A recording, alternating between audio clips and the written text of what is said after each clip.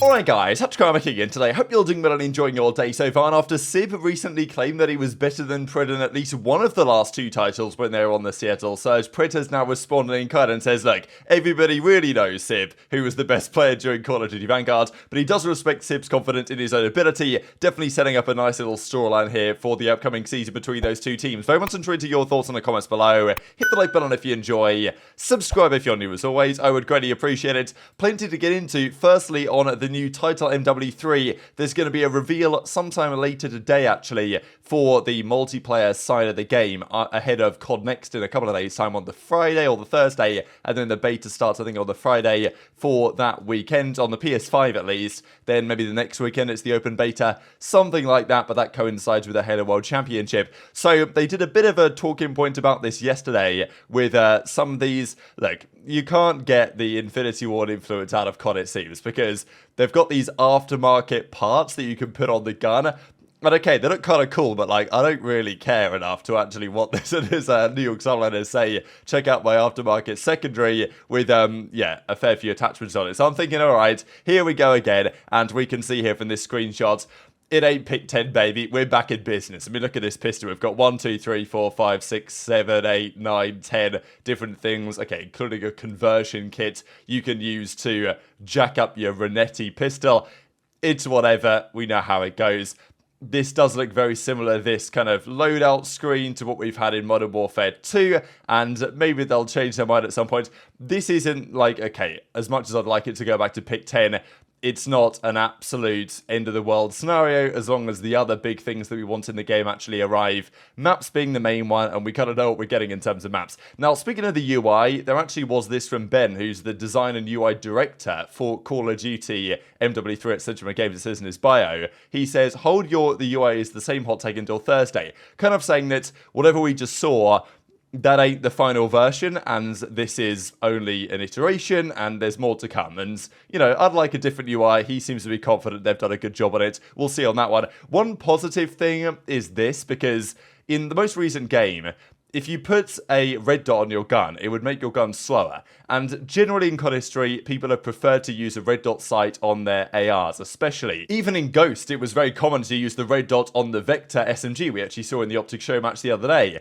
that probably most players were running red dot muzzle brake, or I used to kind of prefer red dot grip because the horizontal recoil was a bit too much for me to control. And to be honest, I would generally just play for grip and muzzle brake. I would just not use the red dot, but it was common to use the red dot or even the blue dot because you could change the color of it back then to blue. That was one of the only things you could do in that game, and it was exciting that wow, a blue dot. So like, it was at the time pretty innovative in a way compared to all the crazy level of customization, maybe too much customization that we get at times today, but especially on the ARs, right? I mean, back then you look at all of those old school games, even going back to Black Ops 1. I mean, what do people use on the FAMAS? The red dot. What do people use on basically anything in that game? It was the red dot. What about Black Ops 2, the M8? You'd always put the red dot sight on it. Same with Black Ops 3, and obviously Black Ops 3, the reflex sight came along. Well, to be fair, the reflex sight was also in Black Ops 2, so there was, you know, but it was just the one option, I think, in that game. Black Ops 3, you had the ELO versus the red dot, or the reflex, whatever they called it, and yeah, that was predominantly what was used. I think it makes the gun look really clean and is easier to shoot with. Last game, thankfully, the TAC, or whatever, the SCAR, basically, its red dots, its iron sights are pretty clean. But in general, I think people prefer when there's some sort of red dot optic on the weapons, and that will again be the case this year. And it's kind of funny the way that Cellium phrase this, because they say, as opposed to their counterparts in COD Modern Warfare 2, the new one-time zoom optic attachments will no longer penalize your aim down sight speed, allowing faster target acquisition when using these sights. This first part of the clause, it basically says, Infinity Ward have no idea what they're doing, so we're correcting it, don't worry about that.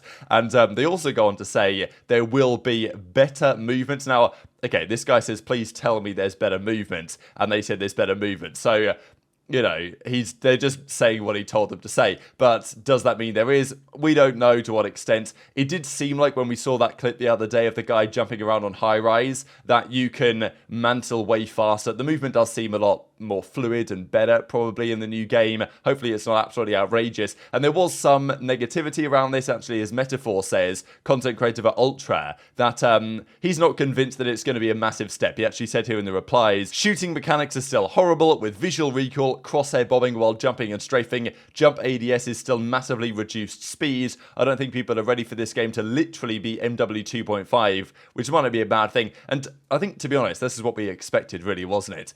It's probably going to be very similar to the game that just came out, but instead it's going to hopefully have some fixes to the red dots on the minimap, the dead silence, some other things that Sledgehammer are going to hopefully do right, and then on top of that, of course, the old school maps and potentially some other maps as well. And that is probably the key thing involved here, because I know there was even talk from Methods the other day about bringing back Fortress control to ranked because he believes it's better than Expo. What do you guys think about that? Neither are particularly good, let's be honest. And to be honest, if we want control to play well, we're going to need a few viable control maps. And there's far from guaranteed right now that these old school MW2 maps actually play well for control. And that's where a lot of the debate has been around the other game modes. Now, we've got to talk about this Overwatch League drama a little bit. Just the other day, I think it was actually at the MWIII Athletics Centre in Toronto where the COD Major 5 was, that they also held the Overwatch League Grand Finals. I don't think it did anything crazy in terms of viewership here. I saw some of the numbers, like, 160k or something for, like, it was even day one of the playoffs. I don't really know. I wasn't watching it, to be perfectly honest. Overwatch has been on a downhill for quite a few years. COD League this year, yes, all the watch parties, everything. We're talking 300k, and actually we had even more than that for some of the earlier majors, right, when OpTic were in the finals and stuff, like 330k I think we got to at one point in one of the majors earlier in the season. But as the Overwatch League say yesterday, with the completion of the 2023 Overwatch League season, we will be focusing on building our vision of a revitalized esports program. We're eager to share more with you as the details are finalized. So, okay, do you think this is just a BS statement and they're just going to shut the whole thing down and there's nothing going to change? But it definitely shows, it's not like they're saying, all right, that's us done, guys, like, over and out type thing. They're saying, all right, we're going to revitalize the esports program. It's going to look different. And this is, at least for the Overwatch League, the ends of the franchising chapter, I will say.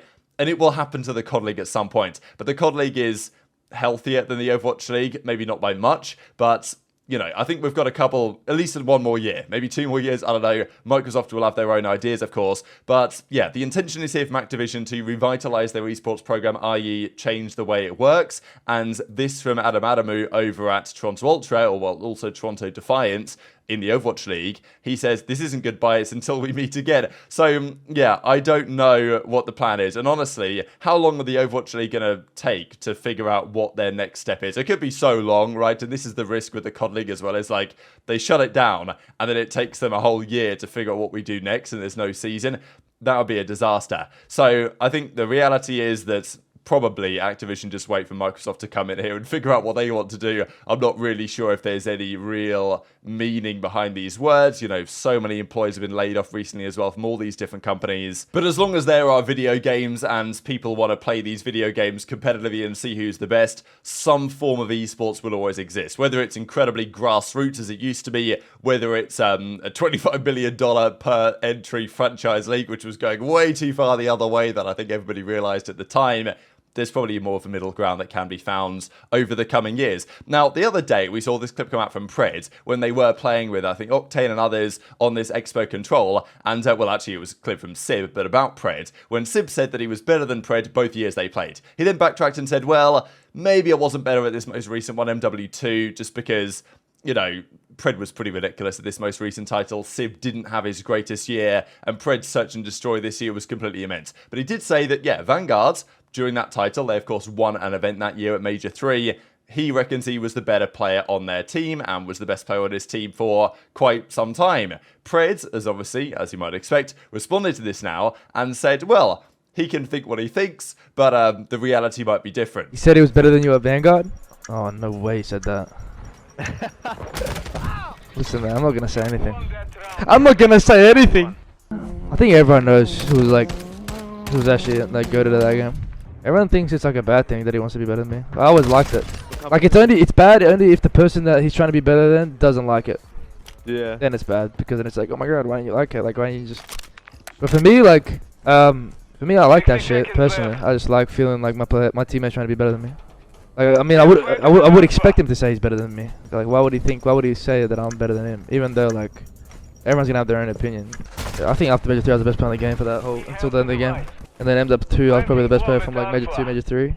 If my S&D was like as good as it was in MW2 and Vanguard, I probably would have been like fucking holy fuck. So I thought it was a good response from Pred, really. Clearly those two guys, despite coming to blows at times behind the scenes, there were some behind the scenes videos and stuff of those two guys having a bit of an argument, but that's how good teams operate, to be honest. If you're not willing to call each other out when you make mistakes, you're not going to do better and improve. So obviously they got along to some degree, and they were the two star players of the team, right? This is just, for example, Major 3 this season, where they finished top 6. Pred had a ridiculous statistical stage. Now, he had no hill time, of course, but he's not expected to get the hill time. Accuracy did all of that. It's kind of funny looking at these stats, really, isn't it? Like, it's quite clear what the modus operandi is. Pred, literally avoid the hill if you can, you know, get out of there. Mac and accuracy will get in the hill, you just do all sorts of kills and damage, and it was a search and destroy. I mean, this number of 1.56 was obviously higher than average for the season, but still, I mean, this wasn't like, he was doing this almost every stage with this search and destroy impact,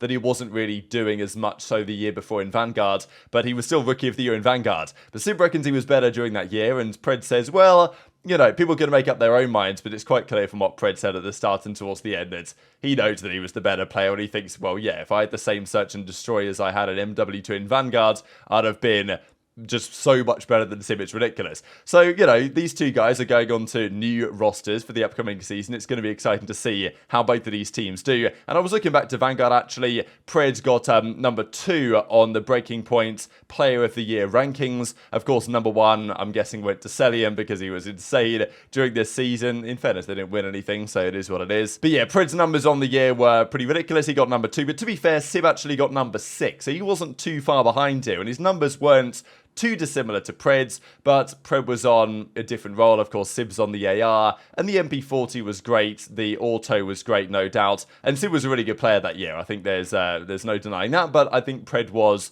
probably a little bit better than Sib was over the course of the year, and was probably a more important reason as to why they were better than they could have been otherwise, and probably a more important reason than Sib as to why they won Major 3 that season. But still, he was a very impactful player on the roster. Didn't quite have the search and destroy that Pred had, though. He did have some decent numbers in the control with a 1.1, so, you know, it all kind of balances out to be that Sib was a very valuable player for the season, but not probably quite as good as Pred. So these are the two respective teams of the new season, and it's just exciting to see another little storyline there, because I've said before the fact that Kenny and Drazah, they're going to want to beat each other, absolutely, off that most recent Los Angeles Thieves team, in the same way they'll also want to beat Envoy. But, you know, Drazah and Kenny are boys, so they'll want to beat each other. Pred and Sib, absolutely, it's going to be a similar story here with the Subliners versus OpTic, because, you know, apart from fighting it out to be the best team in the game, apart from FaZe and OpTic Thieves and stuff like this, and even OpTic Toronto to some degree, just because they had a lot of matches over the last few years that haven't always got OpTic's way, especially Cold War, so many Game 5s they lost to Toronto.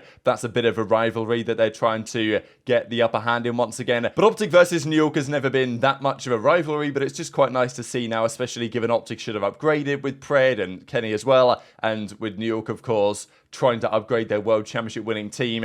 That's going to be a really interesting matchup to watch next season to see how Pred fares against Sib, and of course the other way around. So very much to tweet your thoughts in the comments below. Just to mention, it's actually only shortly after this video goes live, I think, where the revealed trailer for MWIII drops. Maybe there's going to be some more intel about it. I'm sure we can discuss it in due course. But very much to tweet your thoughts in the comments. Hit the like button if you enjoyed. Subscribe if you're new. Take care, and I'll see you next time.